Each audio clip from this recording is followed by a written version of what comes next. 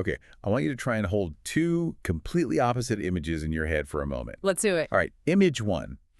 A man is trekking through the Himalayas. We're talking 18,000 feet. He's freezing, and he comes to the conclusion that the secret to losing 100 pounds is drinking tea absolutely loaded with yak butter. Which, if you ask any cardiologist from, like, the 90s, they'd tell you that's basically a heart attack in a mug. Exactly. It sounds completely insane. But then picture this. Image two. You're in one of the blue zones, maybe a small village in Sardinia or Okinawa. Right, where people are living to be 100, like it's no big deal. And they are not drinking butter. They're eating what we would call peasant food. Beans, greens, some grains. And yet somehow, the guy chugging butter and the grandmother eating beans are both biologically just running circles around 99% of the Western world. That is the paradox we are jumping into today. Welcome to the deep dive. We have, a huge stack of research in front of us. We've got clinical studies, we've got insights from endocrinologists, cardiologists, and some pretty out there personal experiments.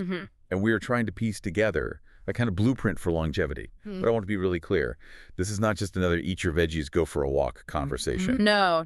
That advice is, it's so vague, it's almost useless now. Today is really about understanding the body's, its operating system. We're looking at inputs like light and sleep and hormonal signals, even the words you say to yourself. Software. It's all software. And these inputs are literally commands that tell your body's hardware whether to break down or to repair itself. And the stakes, the stakes for getting this wrong are genuinely terrifying. We're not just talking about vanity metrics here. We're talking about avoiding what some doctors call the trap of normal labs. This is a concept that, honestly, it stopped me in my tracks when I was reading up on this. Dr. Sandeep Palakodeti, he shared this story about his cousin. Okay. So here's a guy, 45 years old. He does his annual physicals. Everything looks good. The doctor looks at his chart. His LDL cholesterol is normal. And he says, you're fine. See you next year. And then what happened? Shortly after getting that clean bill of health at 45, he has a massive heart attack. Needed a quadruple bypass. Almost didn't make it. That is the absolute nightmare scenario. You get an A on the test, but you still fail the course. Because fine is a four-letter word in medicine. The standard tests, the ones everyone gets, they can miss the real killers. So our mission today is to dig way, way deeper than just fine. Okay, so let's lay out the roadmap for this. We're going to start with metabolic fuel. We've got to solve that butter versus beans paradox. Then we're shifting to physical maintenance and why your cardio habit might actually be making you fat. The controversial one. It is.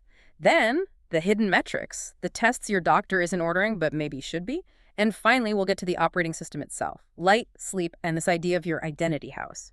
It's a full system diagnostic, a total reboot. Let's get right into it. Segment 1, the nutrition paradox. I want to start with that guy in the Himalayas. This is the origin story of Dave Asprey. Right. So before he became this, father of biohacking figure, Asprey was just a guy who weighed 300 pounds. And the really sad part is he was trying so hard. He was following the old playbook to the letter. What was that, like the food pyramid from school? Pretty much. Low fat, everything, high carb. He was restricting calories like crazy, and he was in the gym all the time, just overtraining. And the results were? He was miserable, total brain fog, energy crashing all day long, and the scale was not moving. So he's on this trek in Tibet. He's absolutely exhausted, freezing, and a local hands him this cup of tea. But it's not just tea. It's churned with a big lump of creamy yak butter. The literal opposite of every piece of dietary advice he'd ever been given. The exact opposite, and he's desperate, so he takes a sip.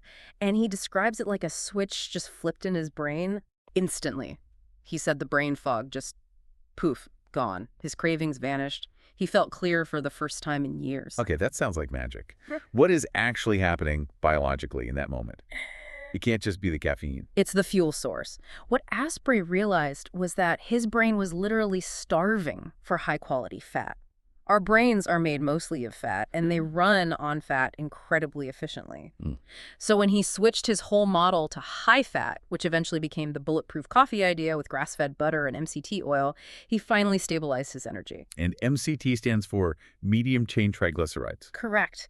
And what's so special about them is they get a VIP pass, they bypass the normal digestive process, go straight to your liver, and are converted into ketones almost immediately. And ketones are like premium unleaded for the brain. That's a perfect analogy. They're jet fuel, and they don't spike your blood sugar, so all those afternoon energy crashes he was having from his high-carb diet, they just disappeared. He lost 100 pounds by doing the complete opposite of what the dietary guidelines said to do. So there it is. Fat is the hero. Case closed. Everyone go buy some butter. Well, not so fast, because now you have to contend with the blue zones. Yeah. This is all the work from Dan Buettner. He spent decades studying the longest-lived people on Earth. In Okinawa, Sardinia, Costa Rica, those Yes, places. exactly. And they are definitely not putting MCT oil in anything. They've probably never even heard of it. Buettner's big point is that these cultures thrive on what he calls peasant food. It's cheap, like $2 a pound cheap. So what are they eating? It's mostly whole grains, tubers, nuts. But the cornerstone, the one food that is present in every single one of these longevity hotspots, is beans. Beans, the old magical fruit. Literally. Fava beans, black beans, lentils, chickpeas, you name it. They're eating a diet that is, for all intents and purposes, high carbohydrate and low fat. So, Oh, wow. how does Asprey lose 100 pounds on high fat while Okinawans are living to 100 on high carb? That is the central question, isn't it? Is one of them wrong? Are they both right? They're both right. And this is where Dr. Will Bulcevich, he's a gastroenterologist, comes in and just connects all the dots. He says we're asking the wrong question. It's not about fat versus carb. It's not about the macros at all. It's about the microbiome. Ah, the gut bacteria, of course. Exactly. Bulcevich explains that beans are so powerful, not because of what we do with them, but what our gut bugs do with them. See, beans are packed with fiber with polyphenols and this stuff called resistant starch. We as humans can't actually digest any of that. So it just goes right through you. It goes right through to your colon, where trillions of bacteria are basically waiting for dinner to arrive. They feast on all that fiber, they ferment it. And through that process of fermentation, they produce something called short-chain fatty acids, or SCFAs. Okay. And the most important of these is called butyrate. And guess what butyrate is? It's a fat. Wait, hold on. So we eat the fiber, Yeah. the bugs eat the fiber, Mm-hmm. and the bugs make fat for us. You got it. And these aren't just any fats. These SCFAs are profoundly anti-inflammatory. They heal your gut lining. They send signals to your brain that you're full. They regulate your immune system. So in a really fascinating way, both diets end up fueling the body with high-quality fats. One does it directly with the butter. The other does it indirectly by feeding the bacteria that make the fat for you. That is incredible. So the common denominator isn't the food, it's the outcome. It's low inflammation and stable energy, just achieved through two totally different paths. That's the key insight. And Dr. Bulcevich actually gives us a little cheat sheet. He calls them the 4 workhorses of gut health. If you want to get these benefits, you need to focus on getting enough fiber, phenols, which are the colorful compounds in things like berries, healthy fats, and fermented foods. Okay, so that's a great framework for the general population. But we have some sources in our stack that suggest for a specific group of people, some of these healthy foods could actually be poison. I'm looking at the notes here from Dr. Amy Horniman on thyroid health. This is a really critical distinction.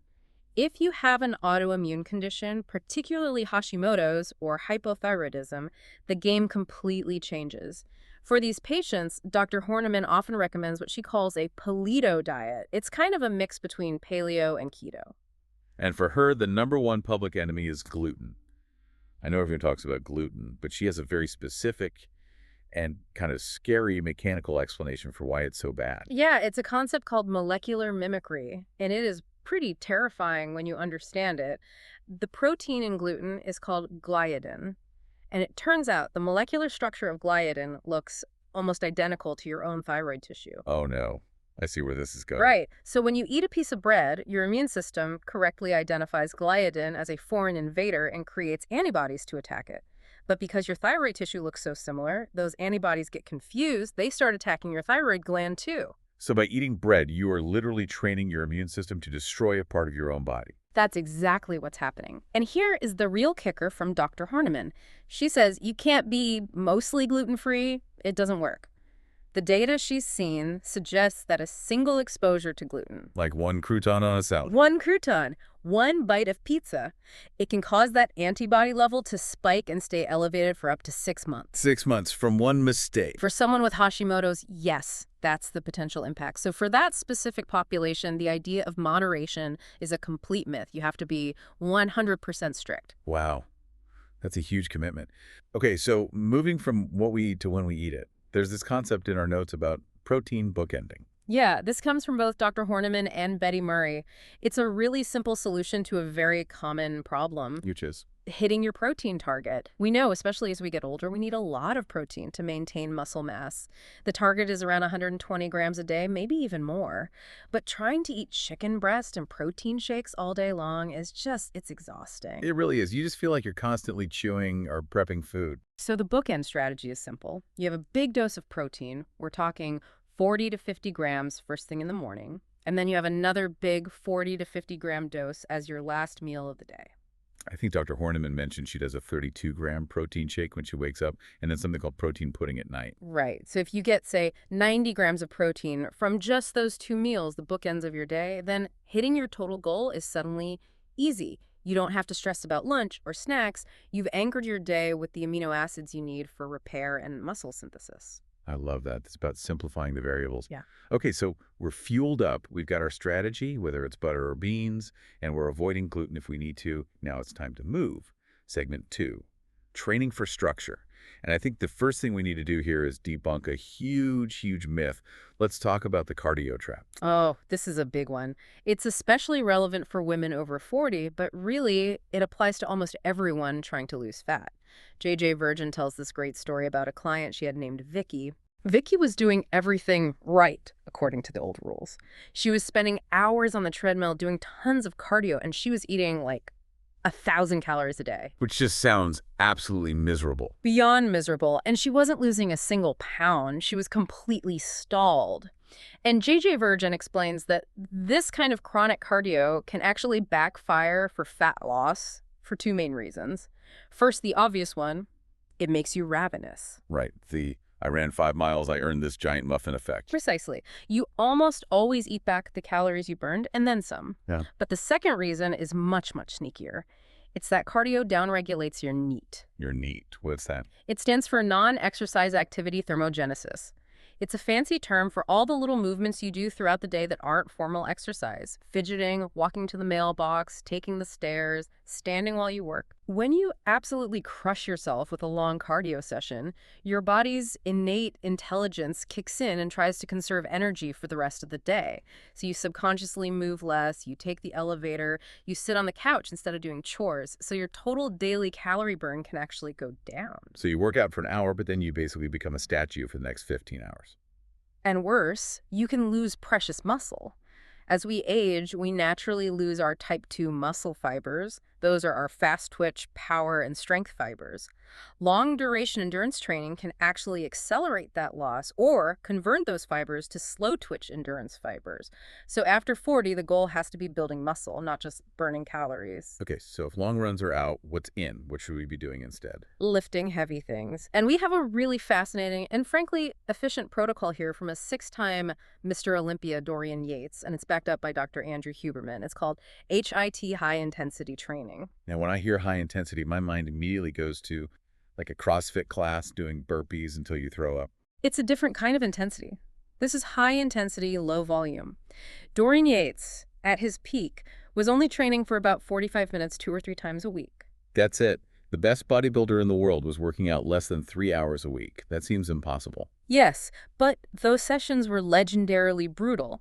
His philosophy was to do only 1 or 2 working sets per exercise.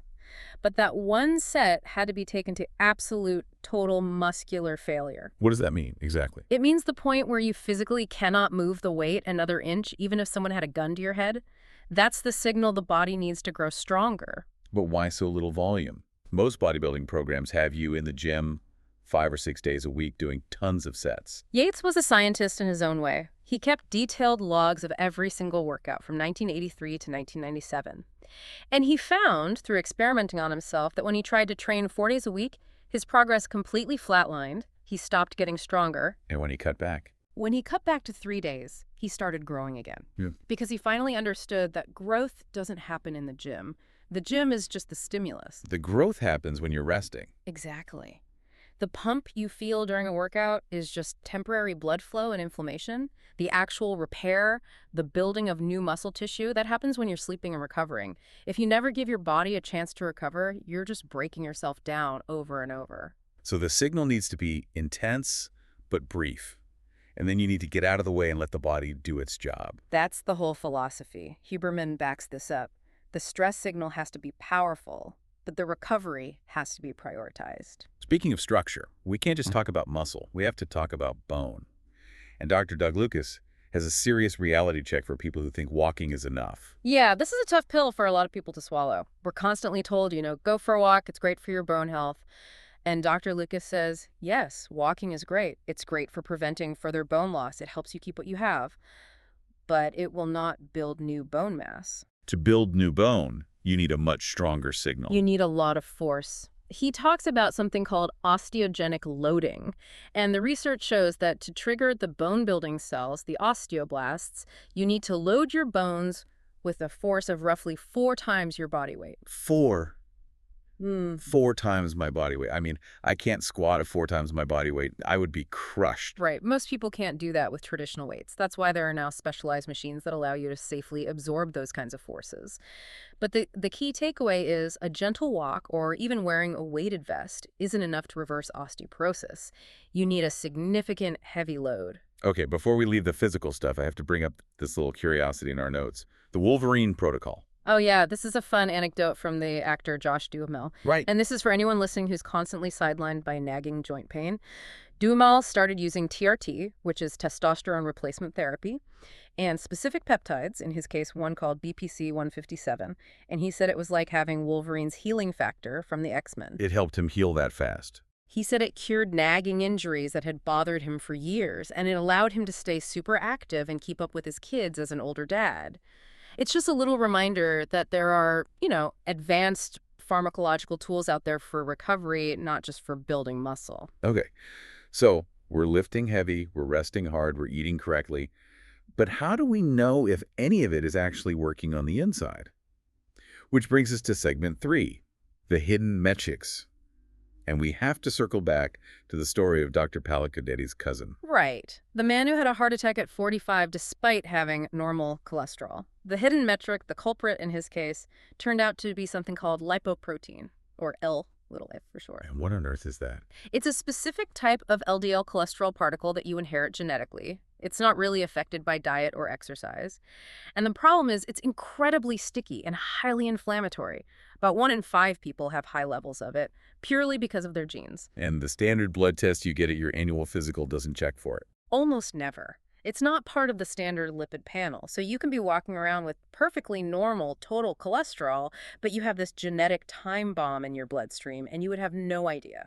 So Dr. Palakodeti's point is that you have to be your own advocate. You have to ask for these more advanced tests. Exactly. Fine is not enough. You need the full picture. And once you know what's in your blood, you still need to know what's going on in your arteries, in the pipes themselves.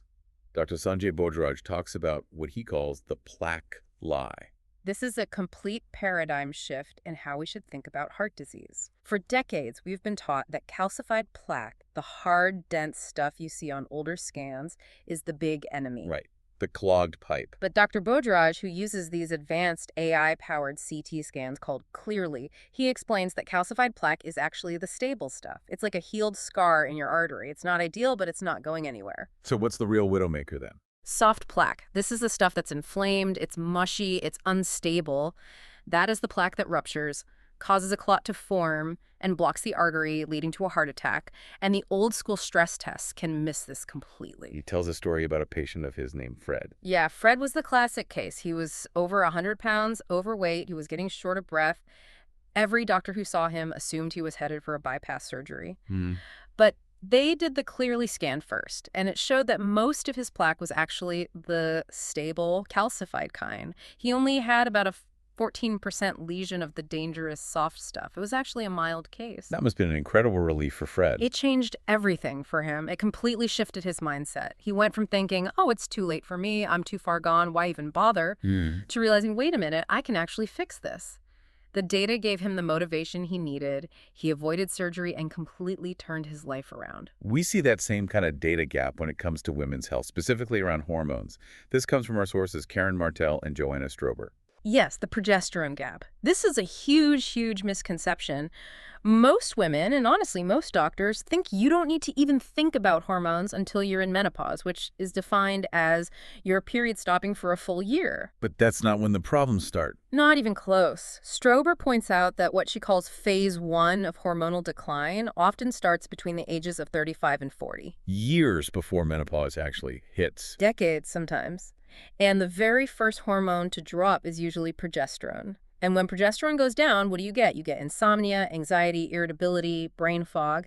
And women go to their doctors with these symptoms and they get offered antidepressants or sleeping pills. When the root cause is actually hormone deficiency. Exactly. And there's a really scary, or I should say important statistic here about cancer risk.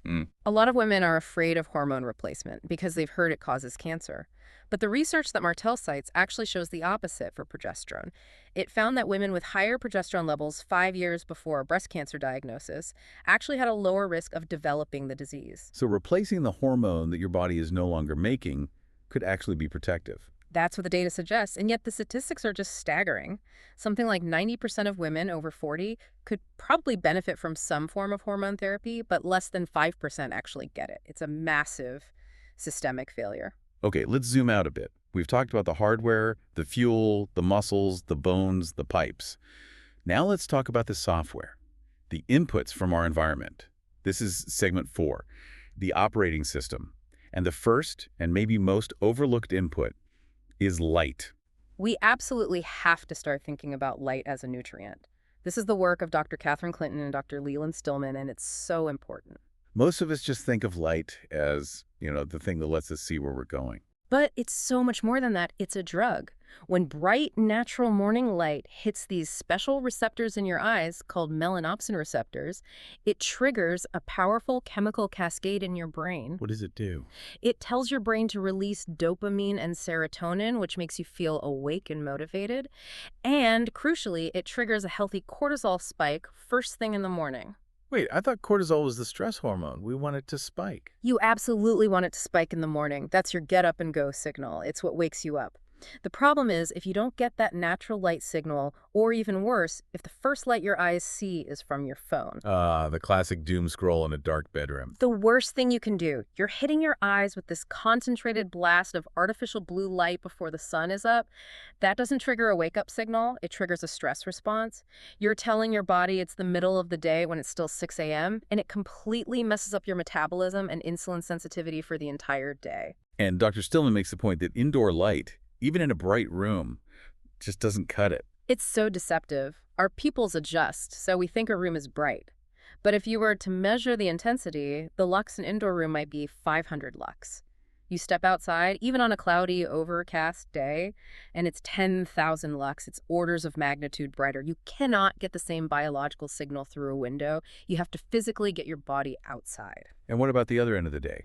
At night? You do the complete opposite. Stillman is pretty hardcore about this. He says he uses old-school incandescent bulbs or even red headlamps to navigate his house at night. He looks like a coal miner. To avoid the blue light. To preserve his melatonin production. Just like morning light is the signal to wake up, darkness, or the absence of blue light, is the signal to produce melatonin and prepare for sleep. Evening blue light from screens and overhead lights is a melatonin killer. Speaking of sleep, Dr. Matthew Walker gives us the best analogy I've ever heard for people who struggle with insomnia, the charger analogy. It's so simple and so powerful. He says you have to think of your bed as a phone charger. You only put your phone on the charger for one reason, to charge it. You only get into bed for one reason, to sleep. If you're lying in bed, awake, tossing and turning, Charger is broken. the charger is broken, and your job is to fix it, so what do? You get out of bed. You get out of bed. This is classic stimulus control therapy. You have to break the association your brain has made between your bed and being awake and anxious. So you go to another room in dim light and you read a book until you feel sleepy. And only then do you get back in bed. You have to retrain your brain that bed equals sleep. And he has another rule that sounds kind of tough but makes sense. Sleep restriction. Yeah, this is counterintuitive. Let's say you only actually sleep for 5.5 hours a night, but you're lying in bed for 8 hours, just hoping and praying for more sleep. He says that's the wrong approach. You're diluting your sleep drive. So what should you do? He says you should restrict your time in bed to only be slightly longer than your actual sleep time. So if you sleep 5.5 hours, you only get in bed for 6.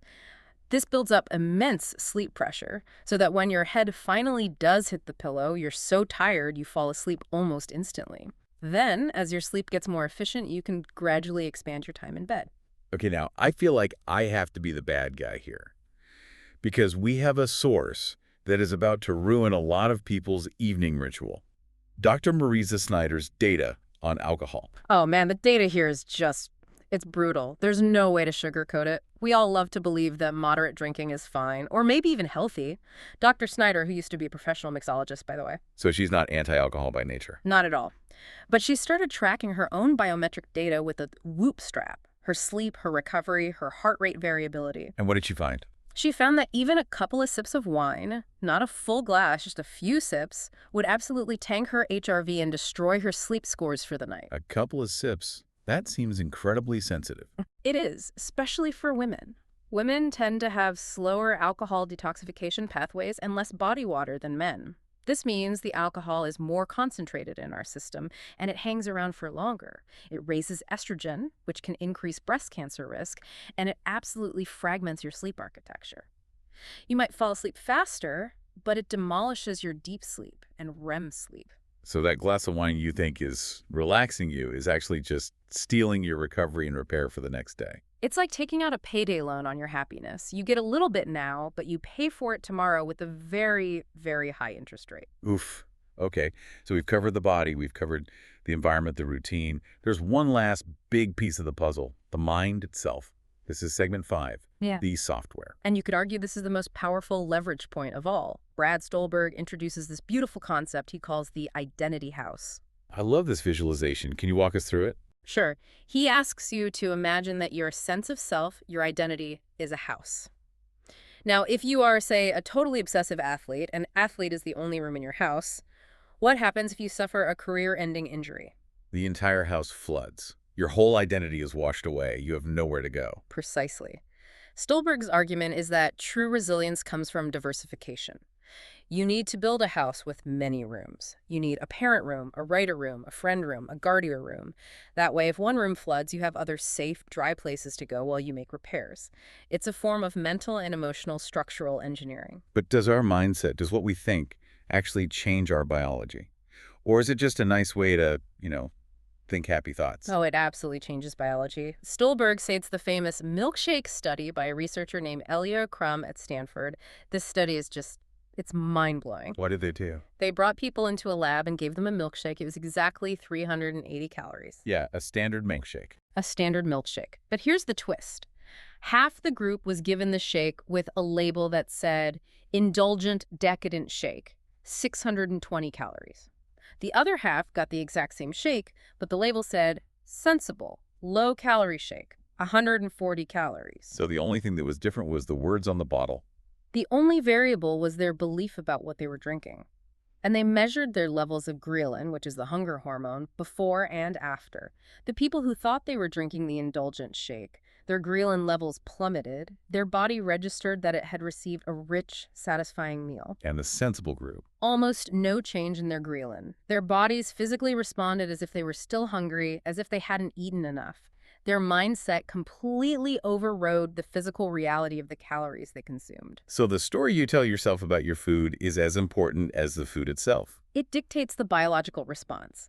And Sean Stevenson takes this idea even further with Ellen Langer's counterclockwise study. This is that famous study from back in 1979, right? That's the one. They took a group of elderly men, I think they were in their 70s and 80s, and had them live for a week in a retreat that was painstakingly retrofitted to look exactly like the year 1959. So old music, old magazines, black and white TV. Everything. And the men were instructed not just to reminisce about 1959, but to act and speak as if it was 1959, to inhabit their younger selves. And what happened? After just 1 week, the results were astounding.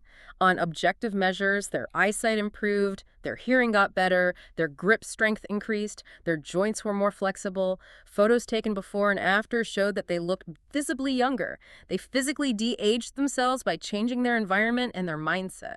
That is just wild. It really suggests that so much of what we call aging It's just a set of beliefs and expectations that we live into. It's a software program we've accepted as true. I am 75, therefore my back should hurt. I am 50, therefore I should be tired. But there's a piece of modern technology that is actively rewiring our software in the wrong direction. We have to talk about Jonathan Haidt's research on smartphones. This is the great rewiring, as he calls it. Haidt's team has these graphs that are just terrifying to look at. They show rates of anxiety, depression, and self-harm among adolescents. And for years, the lines are basically flat. Then, right around 2012, they go vertical, like a hockey stick. And what happened in 2012? That's when the front-facing camera became standard on phones, and social media platforms like Instagram exploded in popularity. Haidt argues that we effectively replaced a play-based childhood with a phone-based childhood in the span of just a couple of years. And the solution isn't just telling kids to have less screen time. No, he says that's like telling someone to breathe less in a room full of smoke. The solution has to be structural. He advocates for no smartphones at all before high school, flip phones only, and no social media accounts until you're at least 16. We have to protect the developing brain from that constant social comparison, the performance, and the dopamine addiction loop. Wow. Okay, so we have covered a massive amount of ground today. Let's try to pull this all together. We have. We've essentially rebuilt the blueprint. We've looked at the fuel for the machine, the fats and the beans. We've looked at the machine itself training with intensity, not just volume. We've covered the diagnostics, looking for soft plaque and genetic markers. And we've configured the operating environment with light and sleep and mindset. But when you look at all the sources, there's one final aha moment. There's one thread that seems to connect everything. It's connection itself, social connection. We see this in the work of Sean Stevenson, Jim Crowick, and it's the cornerstone of Dan Buettner's Blue Zones research. And there's one statistic that it floored me. The mortality stat. It's unbelievable. Having strong, healthy social relationships reduces your risk of all-cause mortality by 50%. Wait, say that again? 50%? 50%. To put that in perspective, that is a more powerful protective effect than quitting smoking. More powerful than quitting smoking. You can have the perfect diet, the perfect workout plan, you can drink all the green juice in the world, but if you're lonely, you are at a massive biological disadvantage. We are fundamentally social creatures. Our nervous systems are designed to co-regulate with other nervous systems. Social isolation is a state of chronic, low-grade threat for the human body. So what's the actionable advice here? We can't all just magically create a perfect friend group. Jim Kwik has a great little micro-ritual. Yeah, it's so simple. He suggests that every single day you send one text message or one voice note to someone in your life just to say thank you or I'm thinking of you. That's it. One message. One message. It takes 30 seconds. But it activates gratitude pathways in your brain, and it strengthens that social bond, that vital connection with someone else. It's a tiny hinge that swings a very big door. I love that. So here's the final provocative thought I want to leave everyone mulling over. Okay. We talked about the men in the 1959 retreat who literally got younger just by changing their environment and their mindset. We talked about the milkshake that changed the body's hormonal response just by changing the label on the bottle. Mind over matter, literally. So, if your mindset can change your ghrelin levels, and if 1959 decor can improve your eyesight, how much of your current fatigue or your achiness or your aging, how much of that is an absolute biological inevitability? And how much of it is simply a story you've accepted as true? That is a question to sit with. It really puts the control back in your hands, doesn't it? Completely. So our challenge to you listening is to pick just one room in your identity house to renovate this week. Maybe it's the food in your kitchen, maybe it's the light bulbs in your bedroom, or maybe it's just sending that one thank you text. Thank you for diving deep with us. We'll see you next time.